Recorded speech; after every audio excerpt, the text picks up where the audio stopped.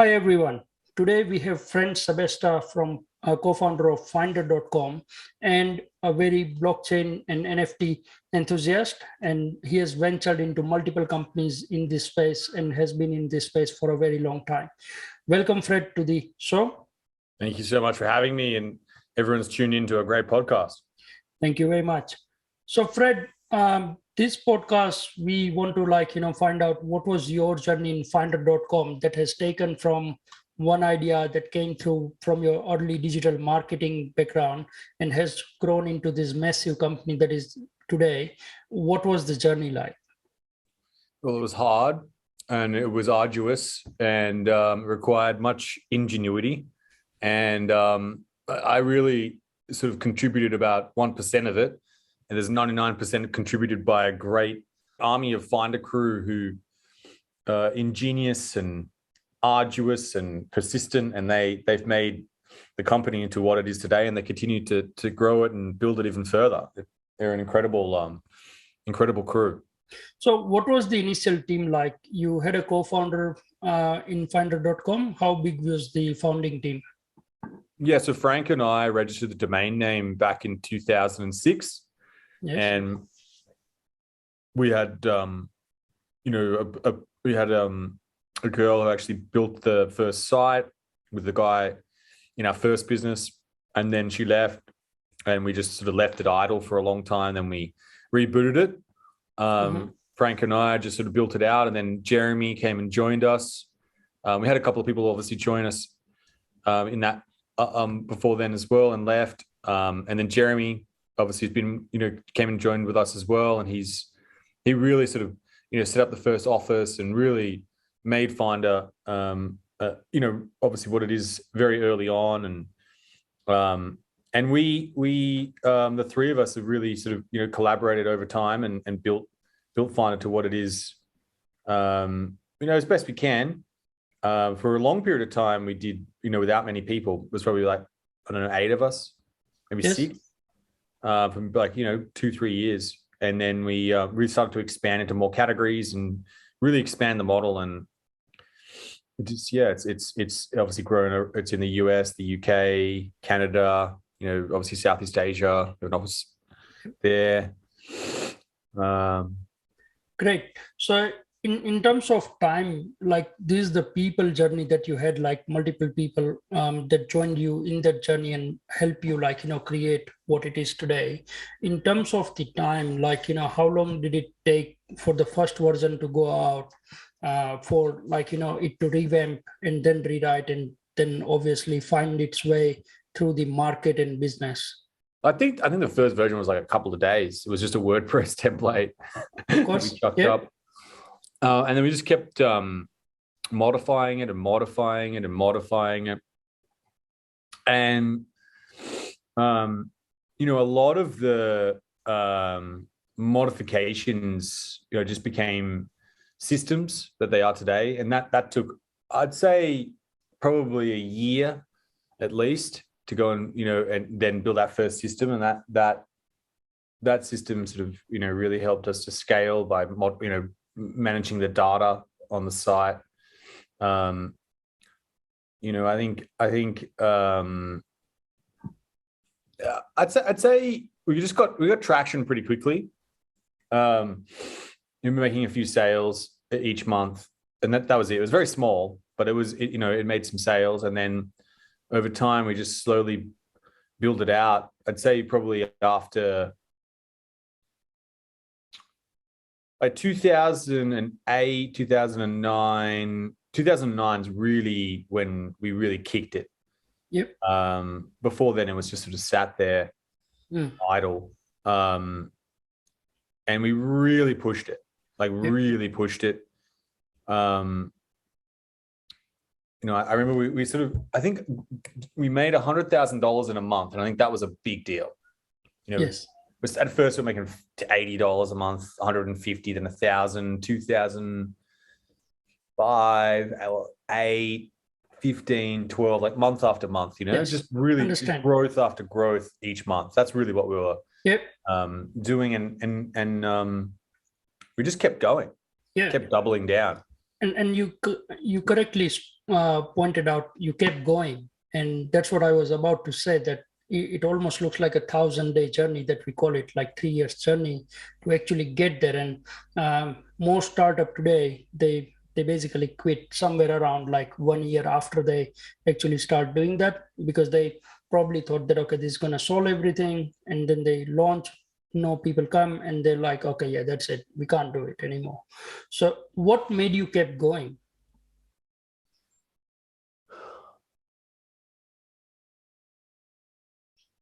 I think I just wanted to win. That's a um, that's a great point. Like, you didn't want to quit. And winning is not easy, and I'm used to hard. Like my first business with Frank, it was a brutal business. Like it was arduous. We built websites for people. It was horrendous. We had very little momentum. We struggled not continuously to get new business, and we were always cash flow strapped. And I think the same thing really happened with Finder. I think we were just very prudent and very diligent in our costs. And then the difference but was you had a business that just kept on building upon itself, which is really nice. Understand. And the product that you had initially thought that what the Finder would be, and if I remember correctly from my reading, is you wanted to provide the comparison of the student credit card options, and then it expanded into like compare everything kind of thing. How did that revamp of thinking the product and like scaling up to the multiple things and everything now that happened? Well, I think a lot of the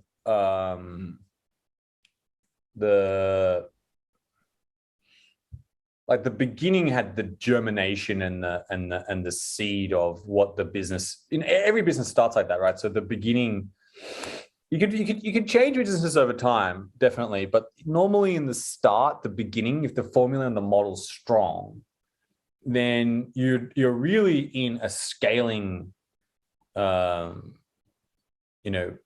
process or setup. That's what you need to do. You need to scale. Yes. And so I think once we sort of had the model and we knew the way to get traffic and what we needed to do, it was really about just doing more of it. Yes. You got to hit, you got to repeat. Yeah, yes. It's a lot about repeat. You know what? One of the most challenging things is a very rare thing in our society, and that is someone who does three things. One, they choose something. Two, they commit to it. And then three, they're consistent about it. And so, that's a very rare thing in our society. That's true. And we, number one, we chose something, we committed to it. And then we were just really consistent about it. Yes. No, that shows in what Finder is today. So when it basically the company incubates, it has a persona that you created, and when it scales up, usually that persona changes, and it's hard to keep that same persona that you had during the incubation period. What was your experience like? Did it change? If it changed for better, or how did you keep it same? What happened there? Well, I think there are a couple of things that are consistent in a company, and the founders are one of them. And they tend to espouse the values by living them out. And if you do that over a long period of time and you're consistent about it, people tend to copy those behaviors and they see them in action. And so that's a good sort of, and then other people will tend to copy them. And then you tend to get, a really good, behavior that happens. Obviously in companies where the founders have left, it's a little bit more difficult, but it does, some organizations, do seem to find that, and some of them don't. I think we really nailed our values down and really espouse them, and they're continuously talked about in everyday language in Finder. One of our values is go live. Actually, it's the name of my book as well, Go Live. Yes.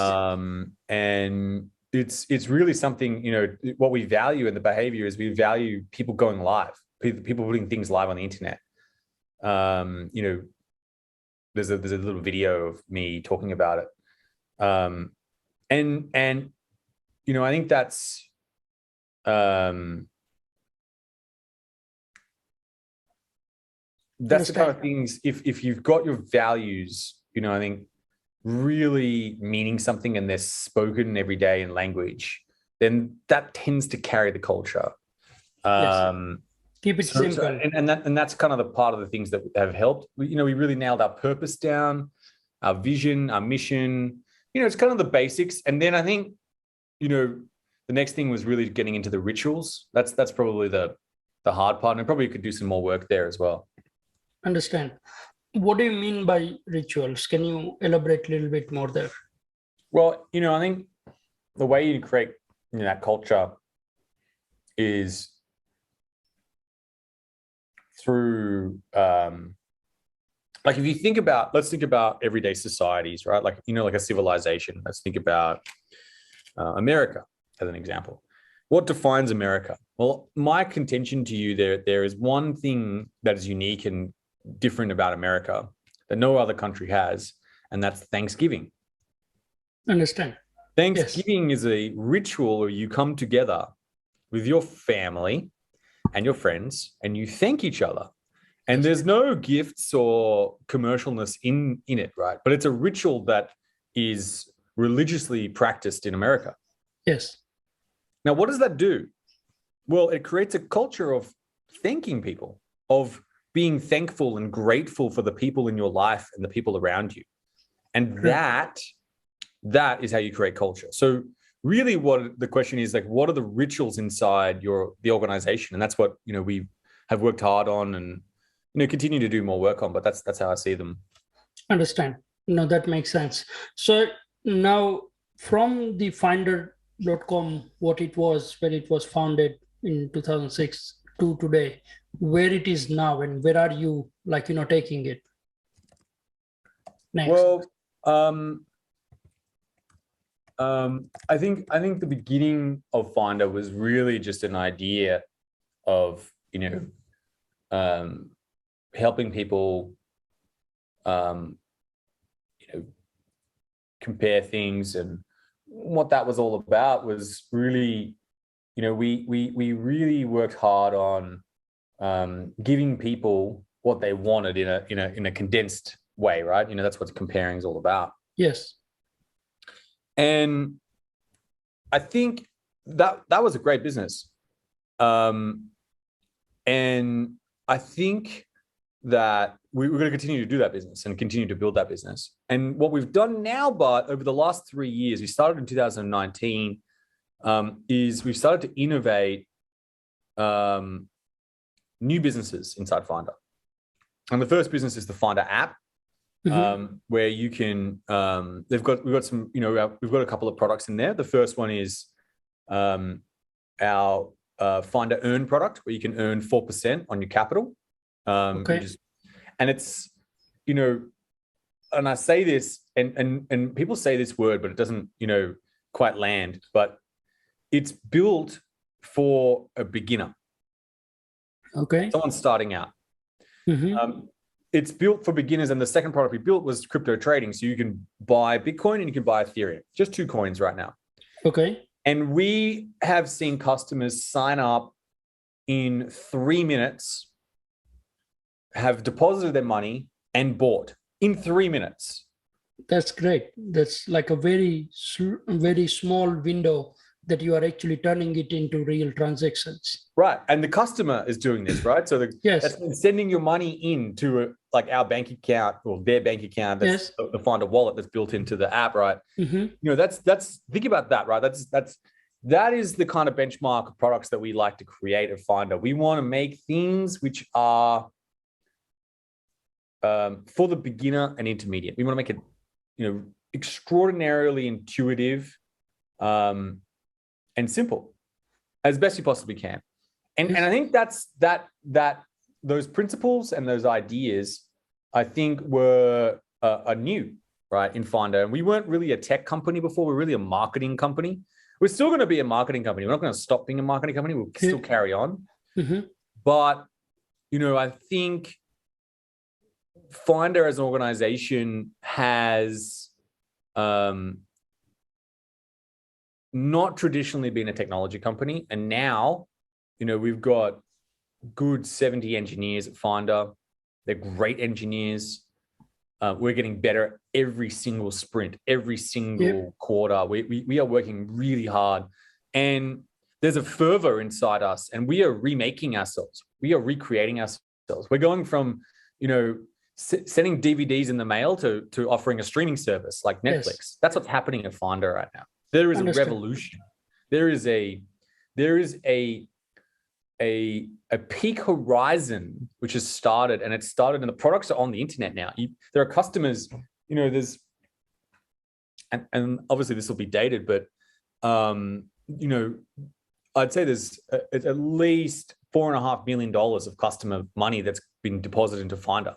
Now think about that. Like, obviously we just started, but like, who would have ever sent money to our organization? We didn't even know people were willing to do that. And so, we're changing as an organization, and we're innovating, we're growing, and we'll continue to do that.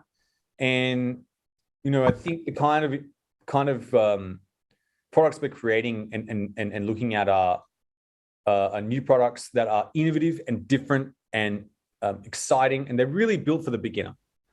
Understand. Now, I want to touch base a little bit on your workforce. You said about 70 engineers that are there in Finder right now. And I talk to a number of companies right now, and there is a whole COVID made us all work from home, and the global talent. And of course, Finder is everywhere. Like, you are in UK, US, in South Asia, Asia Pacific, and obviously Australia, your home country, where it all started. And how is the workforce? Like, is it distributed across all areas, or is it at one place? What is the team like? It's very distributed.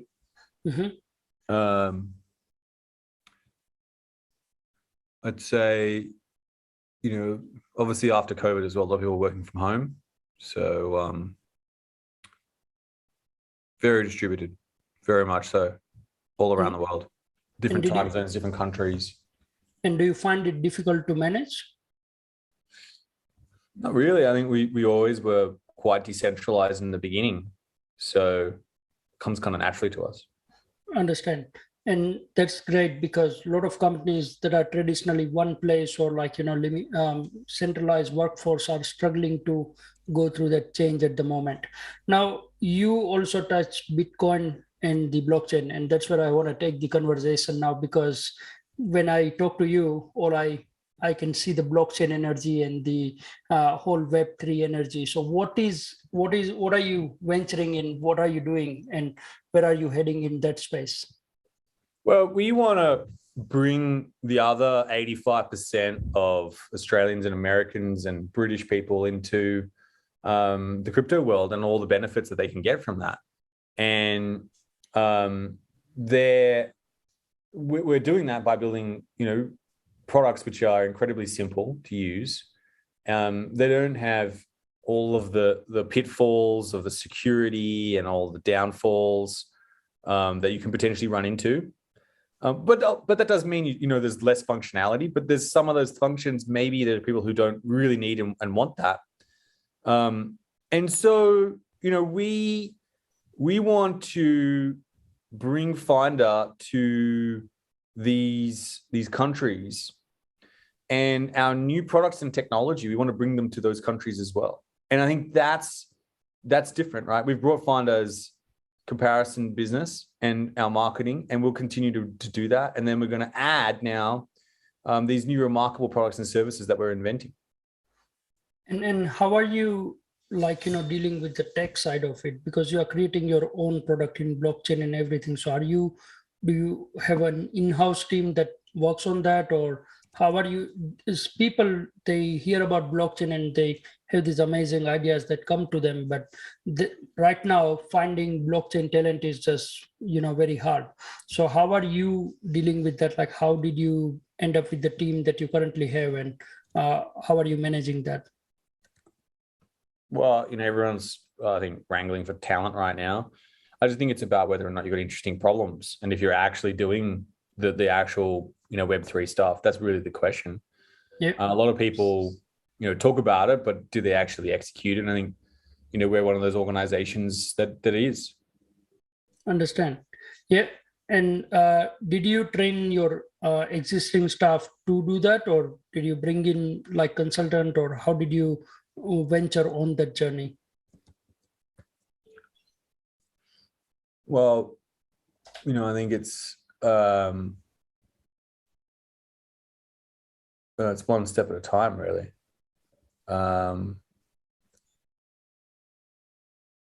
Yeah, we let's take an example. I say look at crypto, right? So we began by writing about it. Then we started, publishing, obviously, and comparing. And now we're actually helping people actually, brokering the products and helping people earn, yield. 4% is pretty good in this current market. I think it's an evolution, just step by step. Understand. And how does the tech side of like the talent and the tech and everything goes along that journey? What was required at each step from the technology perspective that had to enable this growth? I think it's just a whole new set of skills.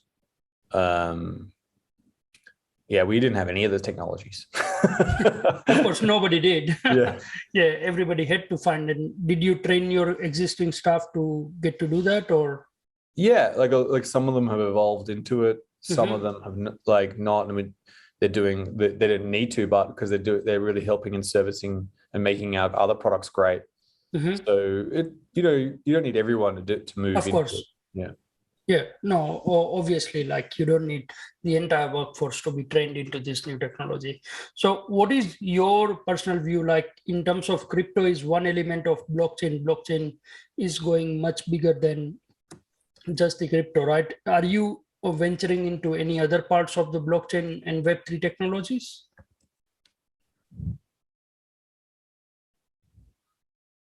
So I'm working as an advisor to a project called Balthazar. And what they do is they have a NFT rental, a NFT gaming rental platform. So you get your gaming NFTs and you rent them to the platform, which is quite innovative, right? So, you earn yield on that as well. I guess you're starting to see a pattern here. I like to help people, you know, make money, build their wealth. I'm just excited about that. I don't know. It naturally comes to me. I don't know why. It just does. Yeah, no, it is an exciting place and space, and there's a lot happening into that space. Like we know, because at Xenabler we are trying to become like a blockchain powerhouse as well, and we have started on that journey last year, and we are growing rapidly. And the interest in that space is just amazing. How what are innovative things that people are coming with, and the ideas and everything. It's just like radical shift into how people are thinking about different problems, and especially if you see like in health tech and all those industries as well. Now from the marketing perspective, how do you find it, because you are from the digital marketing background, and still that's probably your biggest playground and home ground. So in terms of like marketing, like launching NFC or anything, what does it look like? It's very fragmented right now, because I was reading article and you had to go and set up Discord channel, you had to write blogs, you had to then register on OpenSea, and there's like so many things you had to do to launch one NFT and market it effectively before you start getting some traction. Yeah, NFTs are a big, big, big, definite, they're definitely a growth area, but starting an NFT project is quite a lift. And I think that's where Balthazar comes in, right? It helps these games to really boot up their liquidity, boot up the gaming, get it going, right? I think we're going to see a Cambrian explosion of NFT games right now. We're going to see a lot of movement.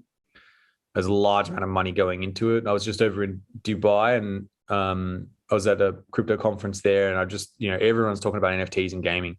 It's huge. It's going to be massive. It already is, but it's growing bigger.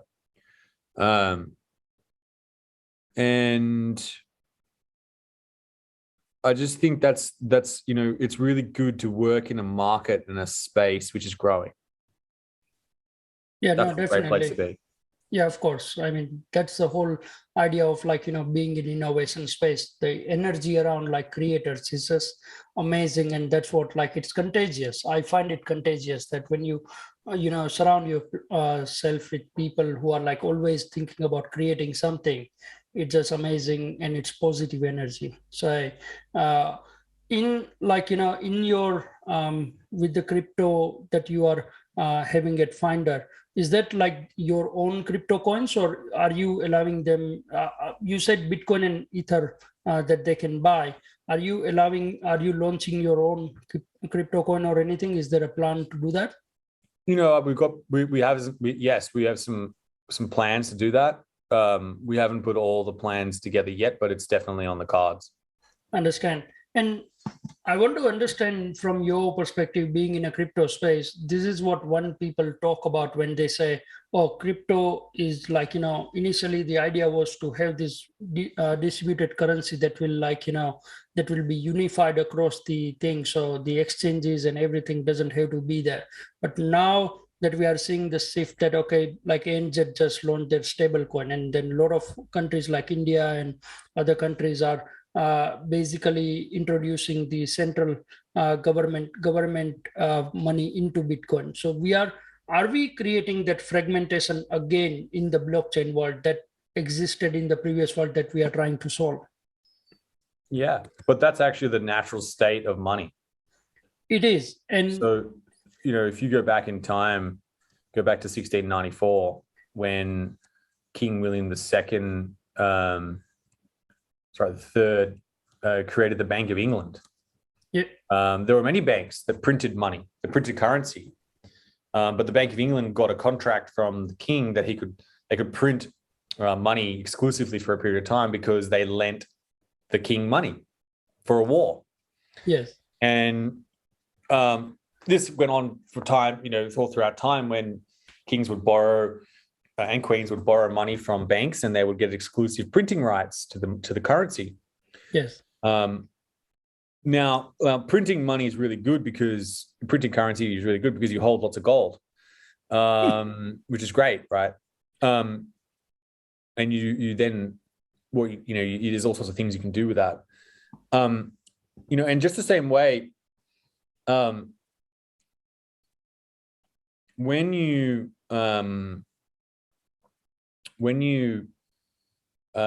do that, I think with crypto, which I think is going to happen, and it already is happening, by the way, but in a big way, you're just going back in time. We're just repeating ourselves. The idea, there is actually, I don't know if there is or is not actually a law against printing currency backed by other currency. I don't know. That's an interesting idea to look up.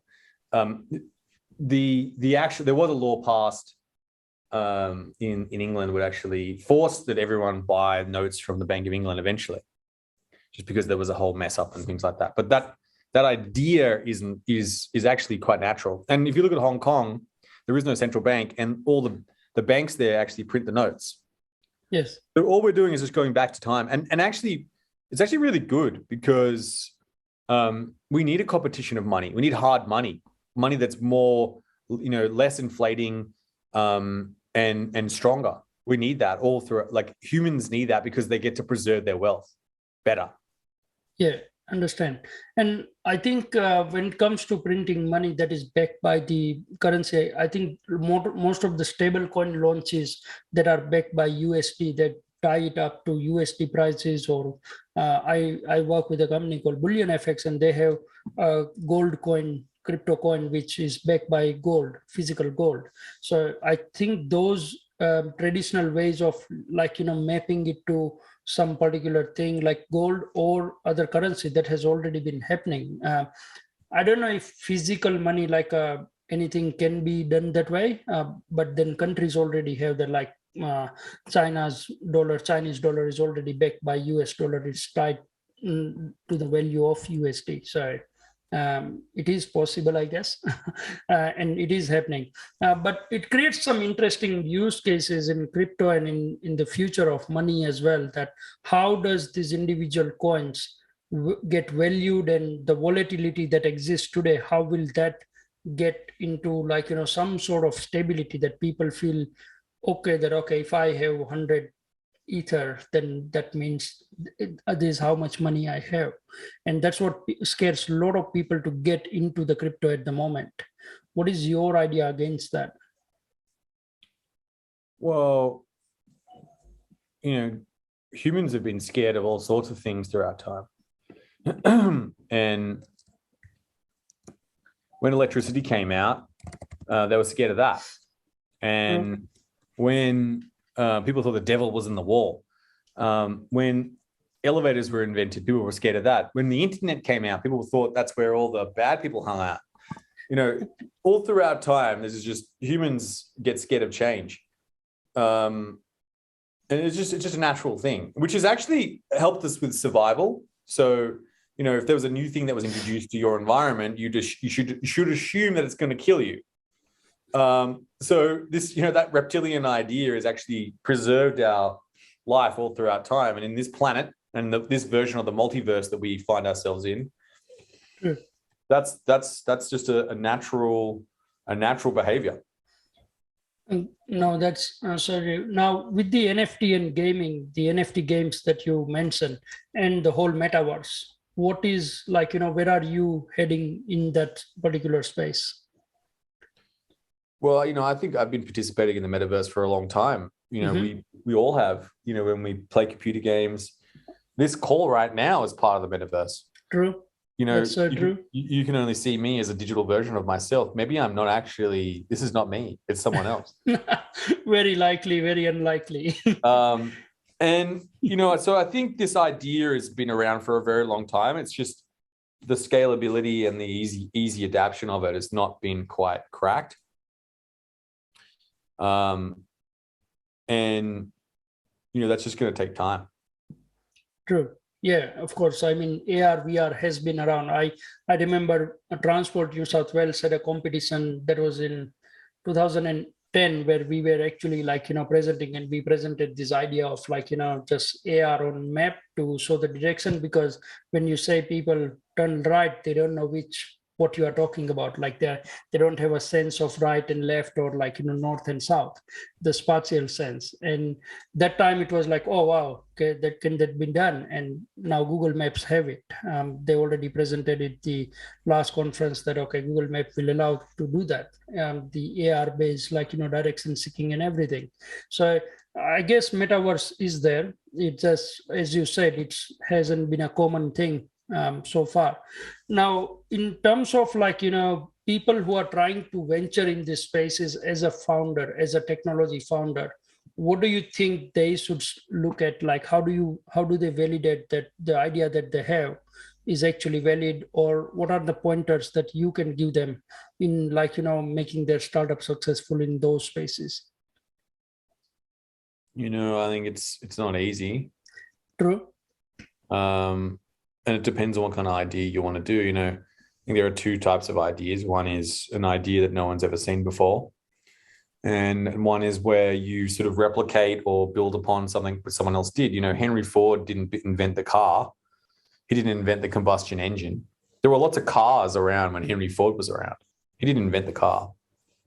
He just invented the production process.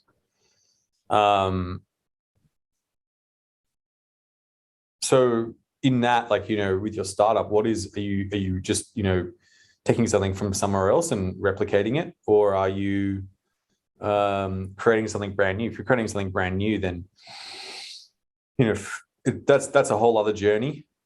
And that's something where you you really need to, you obviously get as much feedback as you can, but you're going to have to go and take some leaps into the future and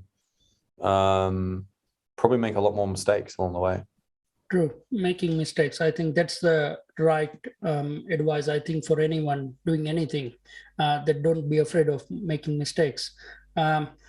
Great. So thanks for coming along the show, and I hope to catch you around in Sydney. All right. Sounds great. Thank you.